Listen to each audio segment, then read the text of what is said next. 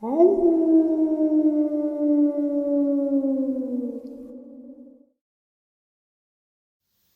greetings and salutations, everyone. I do hope everyone is doing well still, and welcome back to tonight's second half.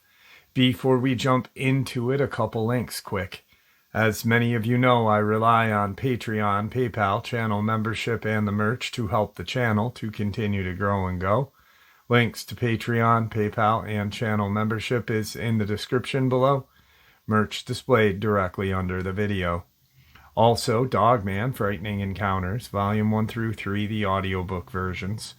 They were written and researched by Tom Lyons, narrated and produced by me, Jeff Nadolny. Those audiobooks are available on Audible, Amazon, and iTunes, links to which are also in the description as well. And finally, last but definitely not least, if you'd really like to help support this channel to continue to grow and go, simply subscribe. It does not cost a cent. Click that like button, takes half a second. If you don't want to miss out on any of the informative uploads that I put out daily, click the bell icon, and folks, please leave a comment and share the video. Why? Well, because all of these things really do help the channel to continue to grow and go. They definitely do matter, and they are appreciated. And with that, I have taken far too much of your time. Let's jump in to tonight's second half, shall we?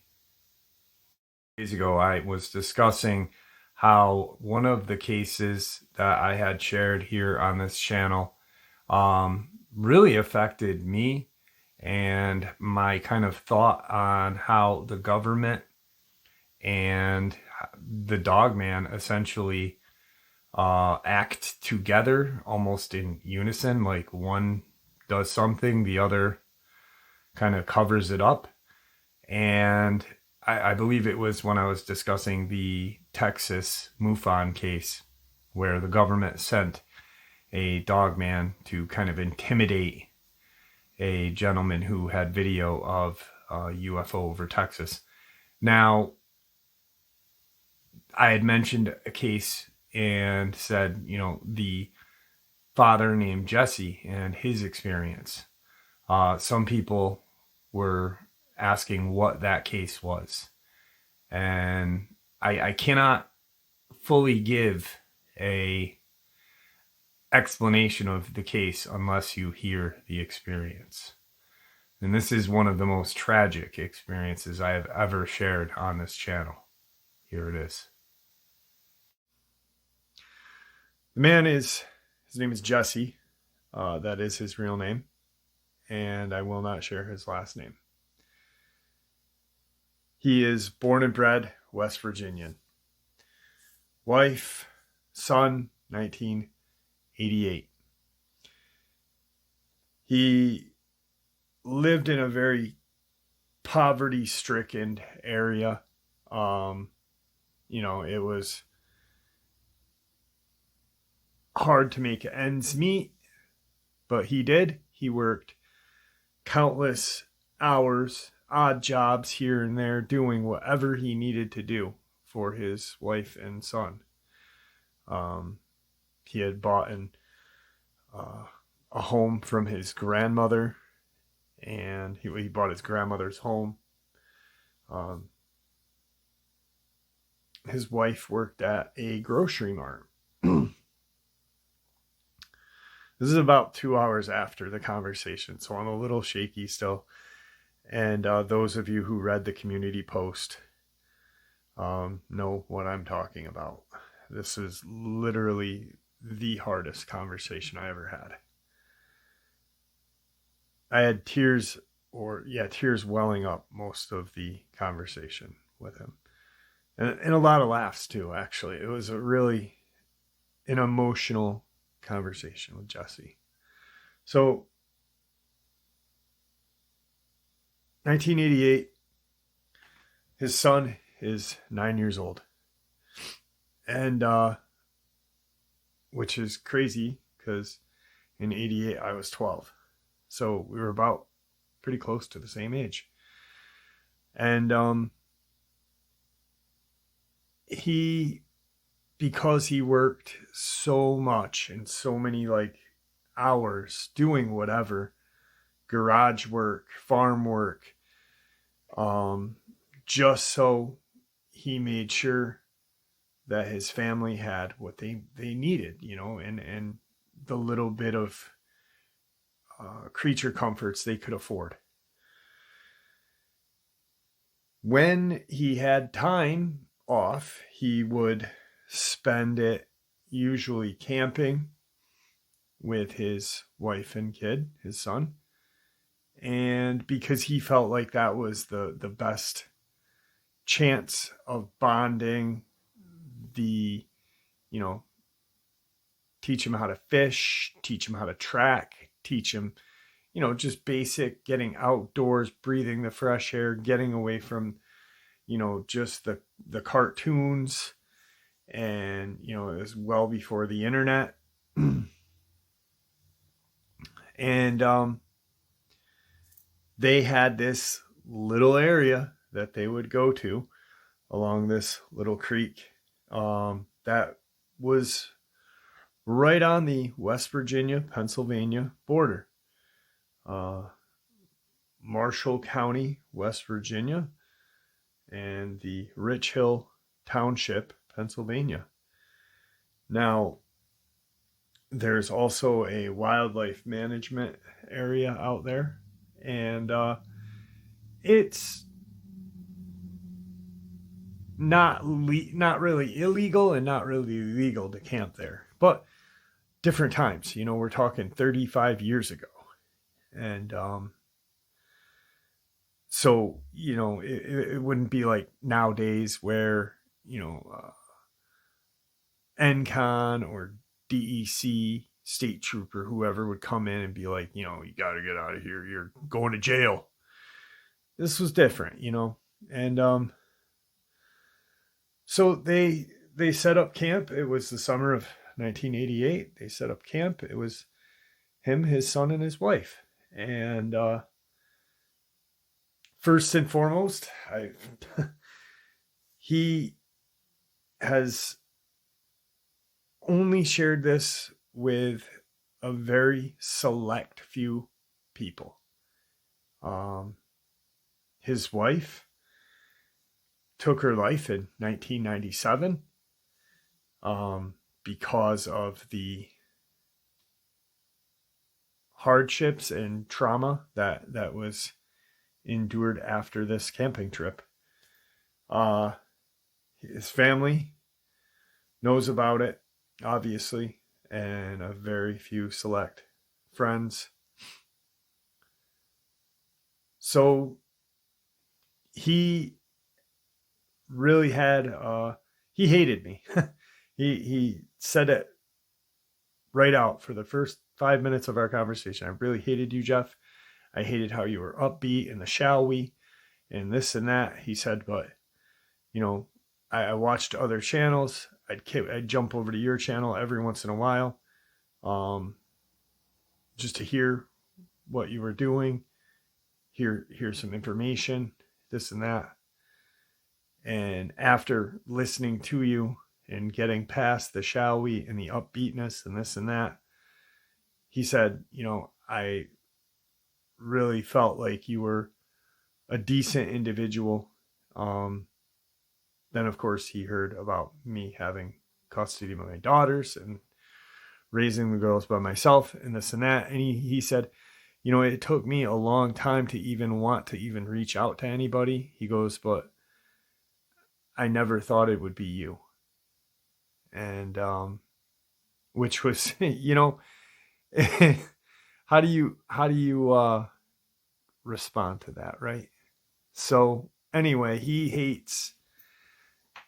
listens to channels, but he doesn't listen pretty much to the people that are talking, the hosts or whatever you want to call us, researchers.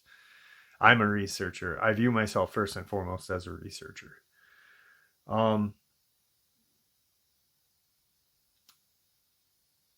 first night they are set up, they are pretty much right against the West Virginia, Pennsylvania border. Probably could have spit across it. probably like 40 feet from this little creek. And this spot they've been going to this spot for a very long time. It's not anything new for them. He used to go to this spot before his son was born. And there's always been this kind of talk amongst his family about the Dogman.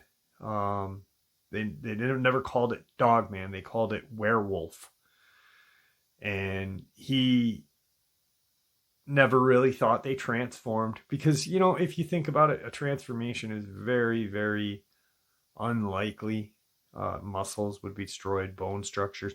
But anyway, that's just what they called it. They didn't have a name. They didn't have Dogman. It was a werewolf. They'd hear him out in the woods or cat him out. And his family knew. He had been warned. But he had never seen anything. So they set up camp. He had an old kind of beat up truck. And it had one of those back shelves kind of where you could open the tailgate and then open the hatch. And you could go in there and not get wet. I don't know what they're called. Cabs. And they would put their son in there camping. You know, he'd have his sleeping bag. They'd lay like an egg crate out, put his sleeping bag in there. And they'd store stuff just because they felt it's safer him being up. They could shut the tailgate. Of course, their tent is right close to the truck. They had, you know, collapsible table. When they went camping, you know. They didn't want to eat on the ground. Of course, they weren't rich, but they had what they needed and a little bit of what they wanted. They were comfortable when they camped. So the first night went real smooth.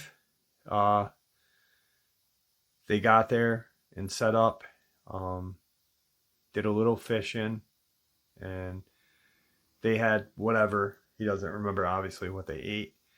But they had probably hot dogs or hamburgers or something and went to bed. And the next day, it's a beautiful Saturday morning. And the son wakes up the mom and dad, says, you know, what are we doing today? Where can we go fishing? Can we do this? Can we do that? You know, just full of energy. And so they have breakfast and they start, you know, the day. He says, let's go for a little hike. You know, we'll check out the area, see what's changed since we've been here last summer, you know. And so they do. Just the son and the dad go out. And they're probably away from camp. The mom, you know, sat back. She's reading a book, you know, getting out of the house and, you know, getting outside, getting some fresh air. Not really getting away from her son, but, you know, her son's with her husband and they're having fun. So she doesn't have to worry about the young boy. So she's probably back at camp reading and this and that.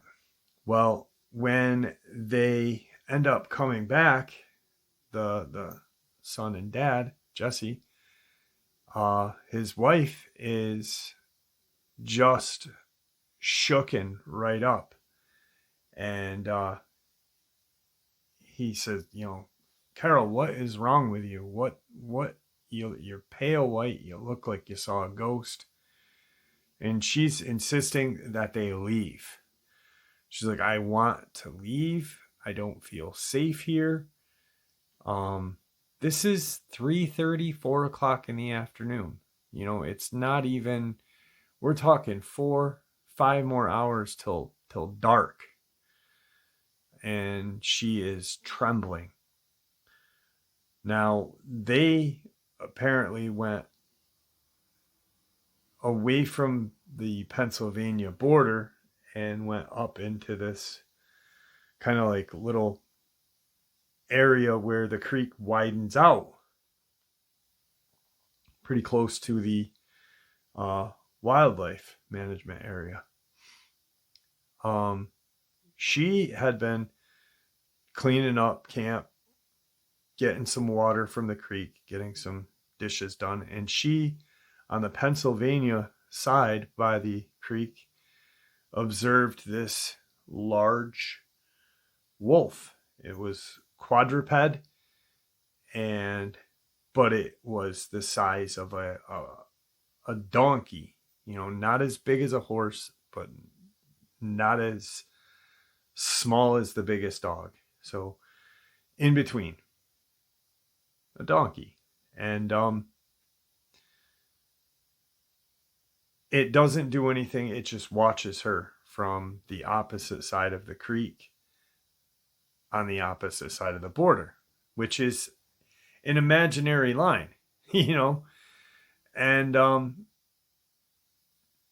it kind of watches her as she's gathering this water and kind of just turns and takes off into the woods of Pennsylvania. She immediately runs back to her camp and is just waiting for her son and husband to get back to camp so they can pack up and leave. Jesse then convinces her to stay. It was probably just a wolf. Probably wolves came down from, the Appalachia down north, from north. Who knows? Obviously it didn't come into our camp and it didn't attack you, but don't worry about it. It's not a big deal. Well, his wife could see something in this wolf's, air quotes, eyes that just pointed intelligence. And that's what scared her the most, was the intelligent look in its eyes and then its size. So Jesse convinces her that it's good, they're fine, not to worry about it. We've been here before. Our son was born together. We'll be coming long after he's graduated from school, and this is our spot. We're not going to get scared off. It's a wolf. So a couple hours goes by. The tension just kind of dies down. She didn't forget about it, but it's now kind of in the back of her mind. Jesse really didn't pay much mind to it because he didn't see it.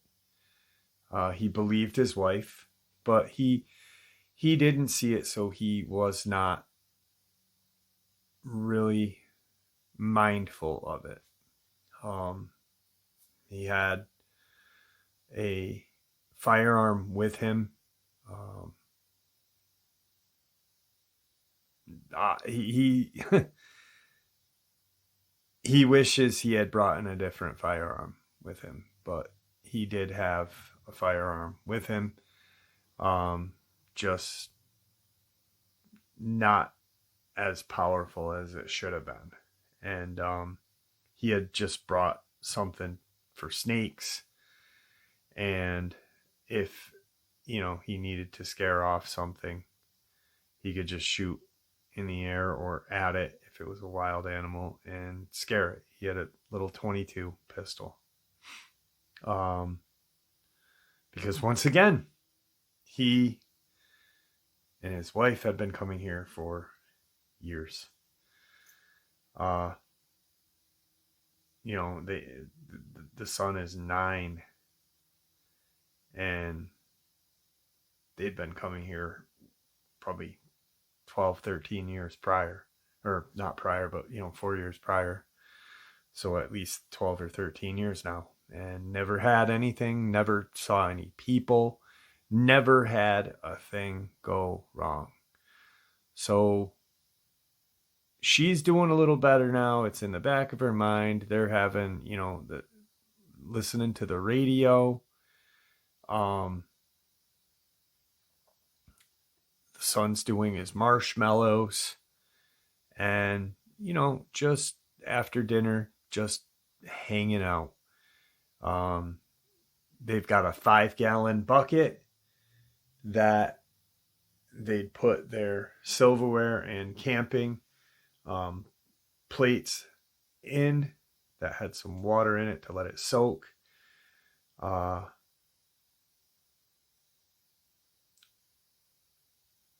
Jesse says, I'll be right back. I'm going to go get some more water, and we'll get these dishes done. After the little guy's done doing his marshmallows, he can hit the hay, and we'll have a couple of cocktails by the fire, and we'll enjoy ourselves and maybe have a little quiet time to ourselves, me and you. And hint, hint. And she said, yeah. And so get him ready for bed, and so he goes down to the creek and gets some water, some fresh water, to heat up and do the dishes in this 5-gallon bucket. As he's walking out towards this creek, it's still Saturday evening, about 9 o'clock. He can hear kind of something in front of him, but off in the distance, rather large, almost kind of mimicking his steps or walking with him, but in front of him, kind of watching every move that he makes, and he feels it. And he sees off in the distance these kind of orangish, fiery eyes, he says. And he really can't distinguish where it is, because the creek kind of meanders through this area of West Virginia and then into Pennsylvania, and then meanders back into Pennsylvania, or excuse me, West Virginia. So he gets his water, and he's like, what the hell is that? I've never seen anything like that out here. And he, like I said, doesn't really pay it any mind, because he's not scared off. He's been here. He goes back to camp and doesn't say a thing to anyone. Just kind of forgets about it. He's thinking, hey, we'll get the kid put to bed, have a couple of cocktails, and we can unwind and just relax and listen to the radio. And that's eventually what they start doing. And he has, a drink. Him and his wife are sitting by the fire, and the tailgate's closed. The cab, kind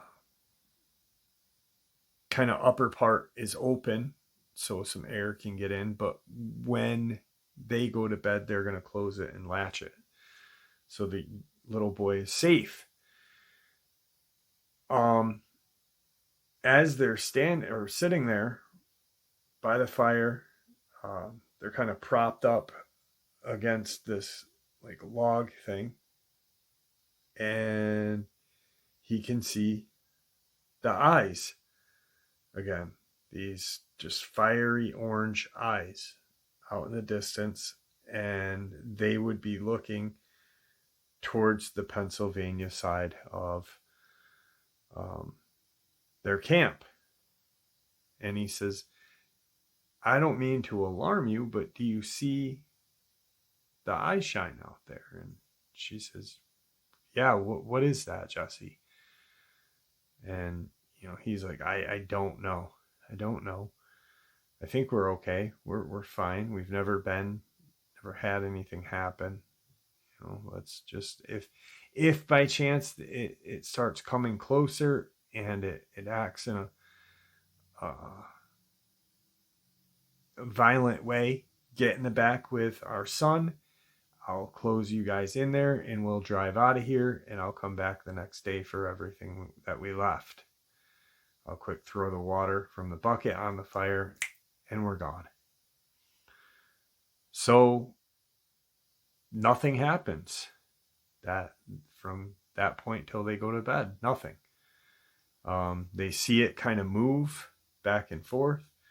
Every once in a while, they don't see it, and then pop, the eyes are there again, almost like it blinked or it moved and watched something else, whatever.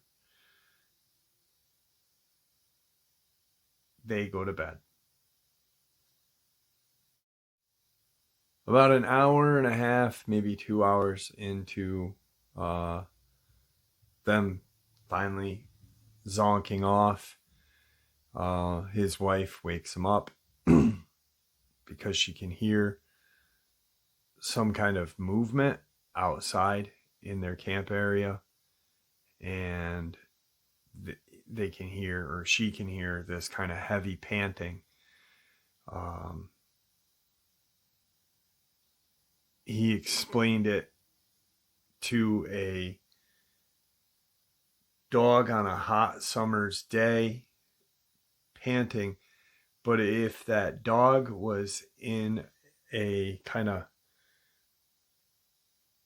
an echoey room, it was very loud,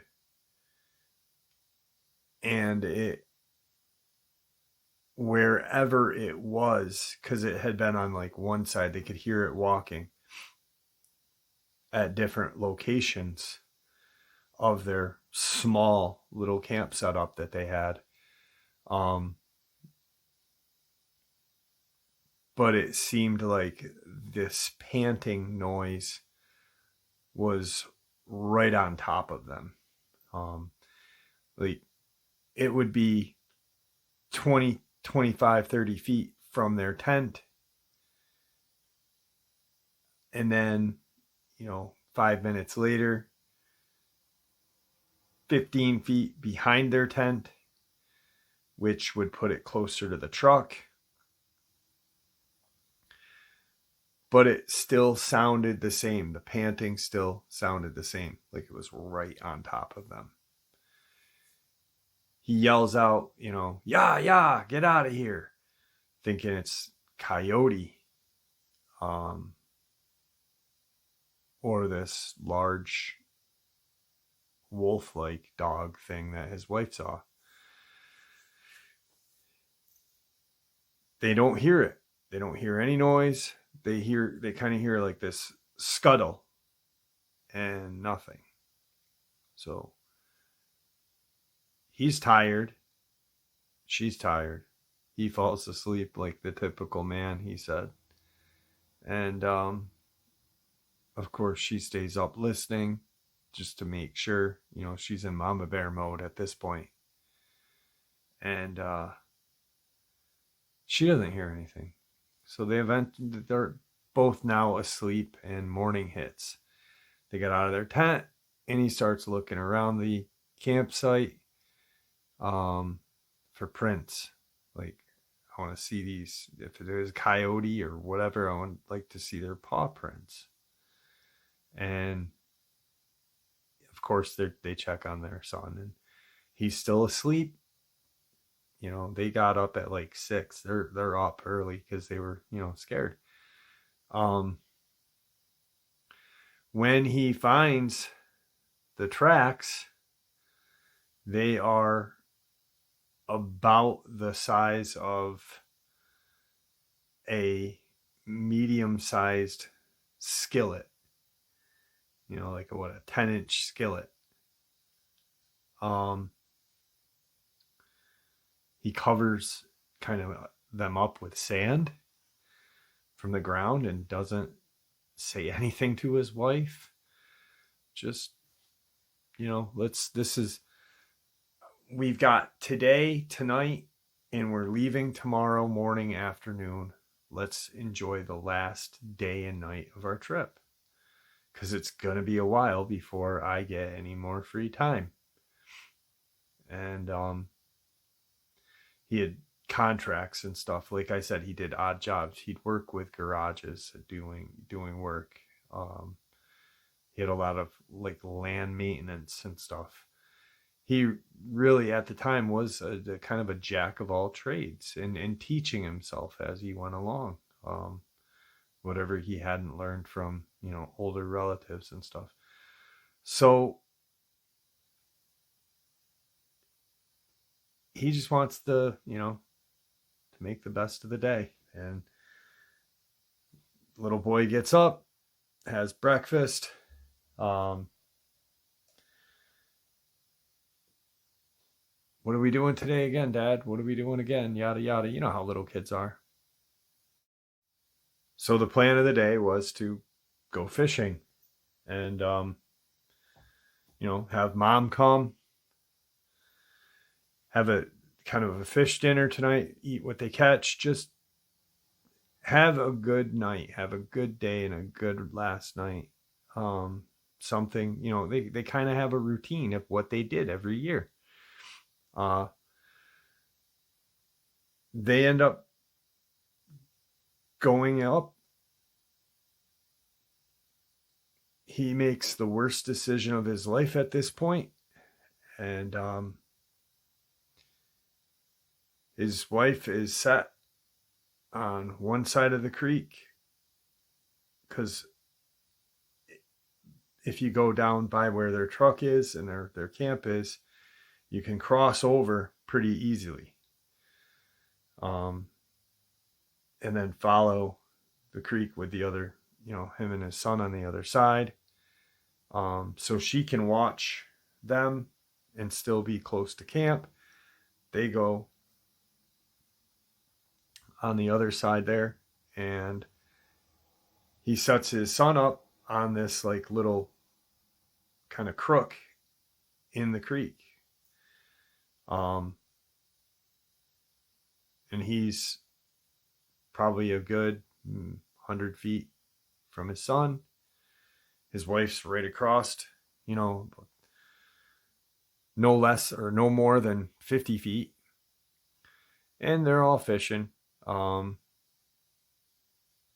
They can communicate, talk, yell. The little boy yells, I got something. And, the day went on like that. And about an hour before they were going to call it quits, the wife is now calm because there hadn't been anything strange. It's almost like everything was just falling into place for the last good night. He casts out, and as he casts out, he wants to look and see what his son's doing. And his son is turned the opposite way. His pole's on the ground.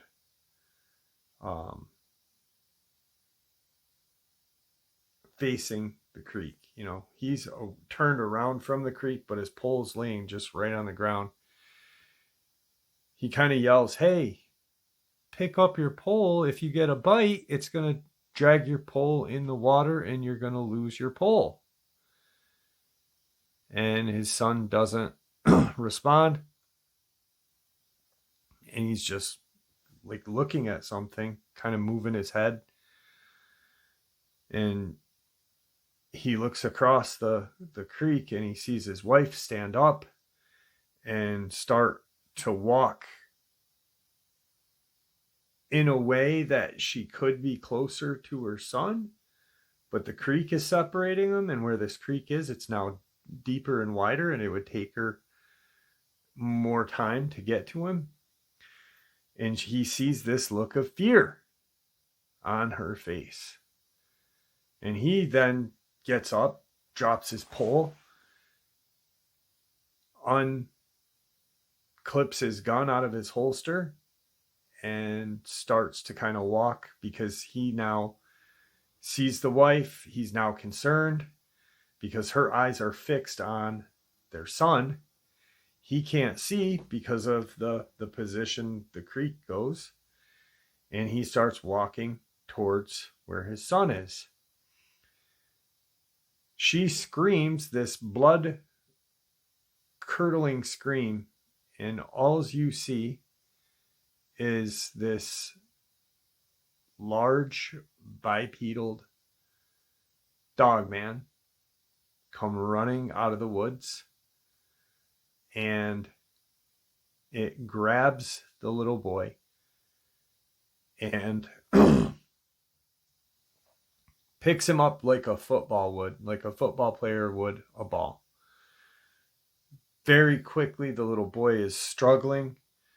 He's now running. The wife is running kind of at a point to meet their kid.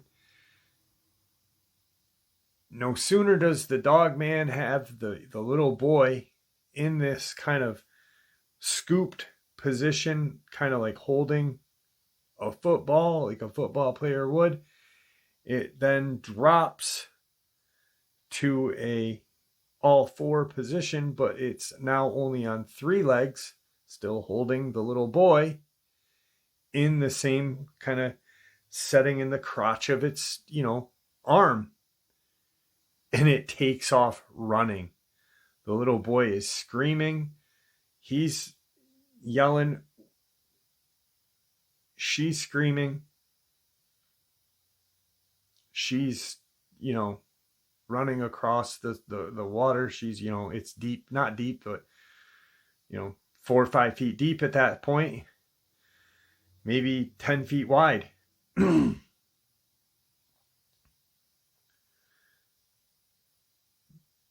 By the time he was back, he was where their son was standing.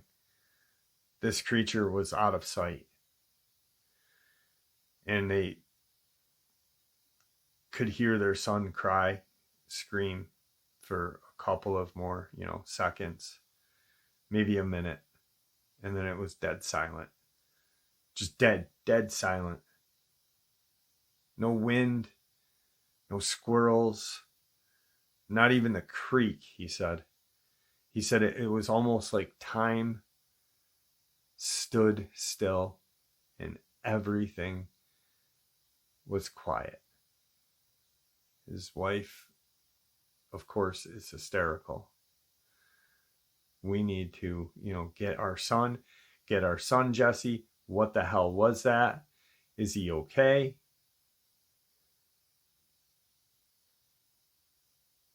They make the decision to have her take the truck and notify. Once again, it's before cell phones. To get somewhere to notify the police department, whoever they need to notify. And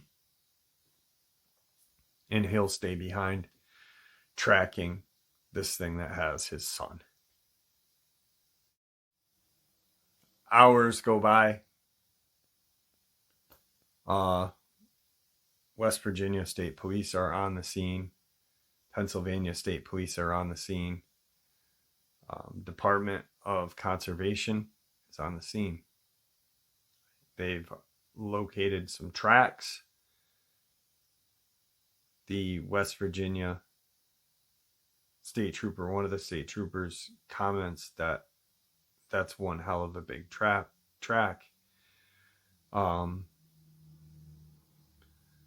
What the hell did you guys see? Tell us what you saw.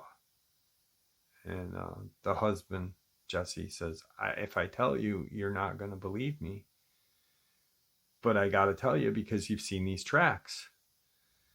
And he tells the story to the West Virginia State Trooper.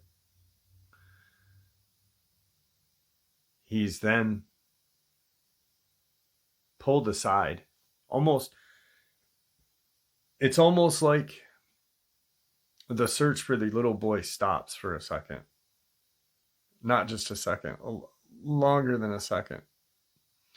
Because now the state trooper is like, I don't buy this. Are you on drugs? Are you drinking? Were you drinking? This, and that. Let's talk to your wife. Carol proceeds to say, word for word, what happened? Now, the state trooper has already spoken to the Pennsylvania state trooper, and it's like they're looking at these parents like they did something wrong. So about an hour goes by. We need to find our son.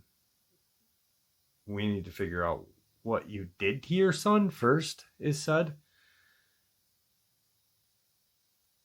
They're brought to the police station. There's still people searching. Department of Conservation, Ohio State Police, and West Virginia, or not Ohio, excuse me, Pennsylvania State Police, West Virginia, and they're back at, a station getting questioned like they did something to their son.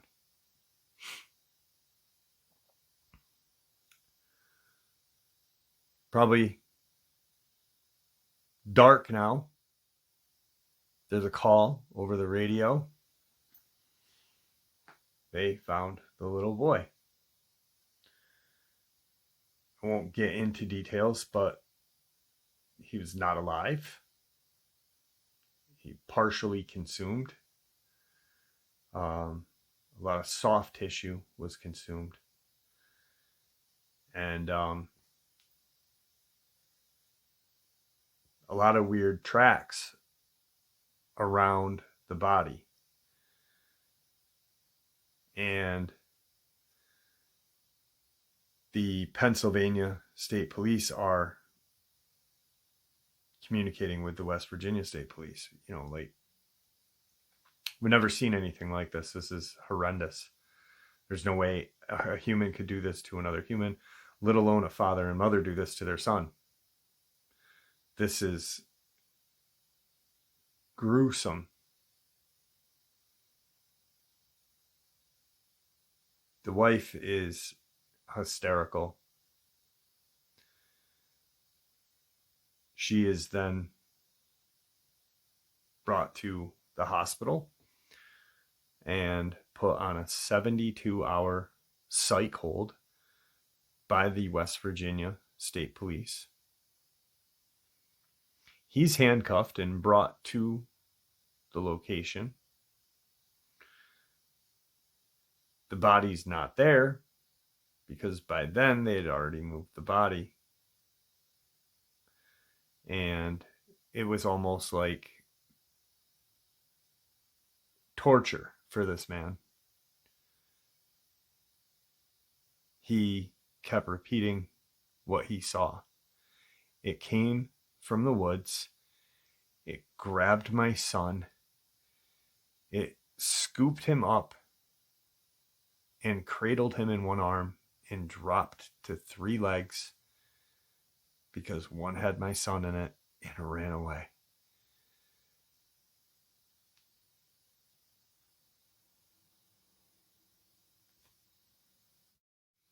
So imagine this. Your wife has now been committed by the West Virginia State Police on a psych hold. And you are handcuffed, put in a room, unable to see your son, the last thing you saw was this creature grab him. And 5 or 6 hours later, 2 gentlemen come in nondescript clothing, like khaki pants and like a kind of a flannelish button up tucked in, and proceed to question Jesse for hours. What did you see? What did it look like? Where did it run to? Where were you? Where was your wife? This, and that. Difference between these two men questioning him than the state trooper that was questioning him was he got the feeling like these men knew what the hell was going on.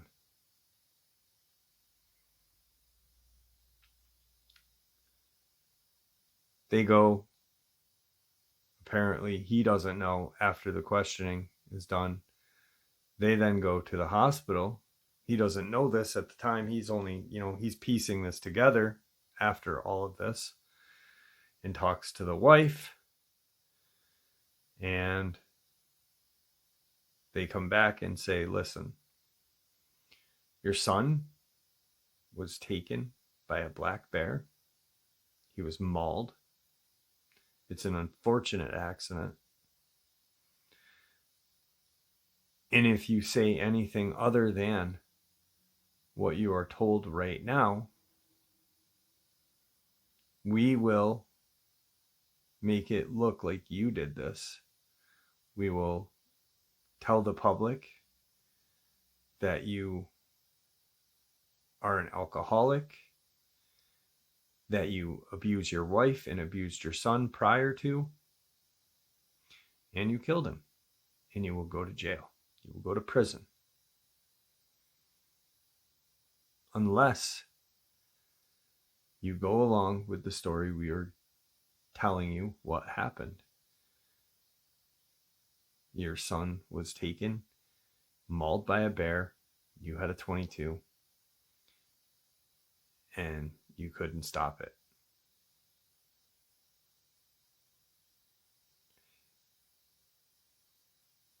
He couldn't deal with what was going on, and had to go along with saying that a bear did this to his son because he was afraid for his wife's safety and her mental well-being. And he wanted answers, but no one was giving him answers. Nobody said what this thing was. Nobody said who they were. The men that interviewed him did not provide credentials, did not share names. In 1997, his wife took a fatal dose of sleeping pills, followed by a large amount of alcohol. And he has been alone since 1997. He has since moved almost 600-700 miles to an undisclosed location. That he doesn't want me to share. He doesn't even want me to say the name of the state. But yeah. And that is why he didn't like me. Because he thought that because of the shall we, and because I had, an upbeat kind of personality, that I didn't take it serious until, years later. And he realized that, I did, and a few other channels did. But he's disgusted with like the whole research and the whole everything. And he doesn't trust the government anymore. And it took him 30-something years to share this with somebody other than his family. His son was cremated without his and his wife's consent. He was just told. And it's just disgusting what these law enforcement officials, whether it be state, federal, did to him and his family. It's even worse when you add up the thing that he doesn't have his son and now his wife. That was Jesse's encounter. That was Jesse's experience. So talking to him at the end of all this, I really enjoyed talking with him about everything that happened. And he relayed a lot of information. And, it was funny that he despised me because of the whole shall we thing. And now, like, we talked for 4 hours, and just a really nice guy, a really amazing person. He has since gone to that location. He is, like I said, moved out of that area. Takes him about a day from where he lives now to get to Marshall County, where everything happened. But yeah, it's an unbelievable and disgusting experience, that what they did to him, what they did to his wife, and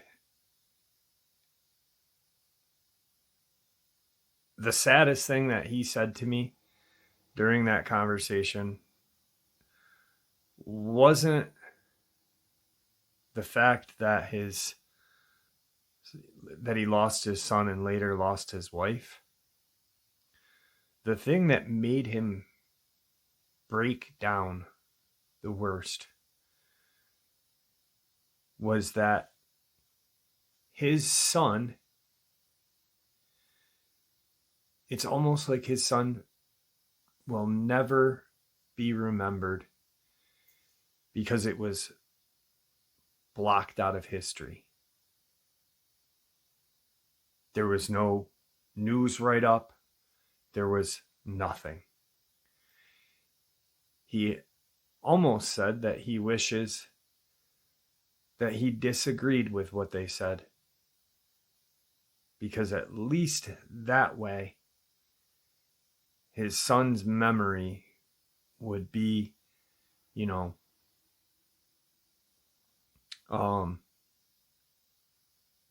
there would be some sort of mention of his son's passing, even if it meant that he looked like he was the perpetrator of it. It was really sad. I wasn't ready for that conversation. That's for sure. But I am glad that I had it, because I made a new friend, and I hope it helped him. I really do. I told him, if you ever if you ever need to talk, text me. I'll text you back. So, I don't know. It's crazy. It is crazy. Anyway, wow.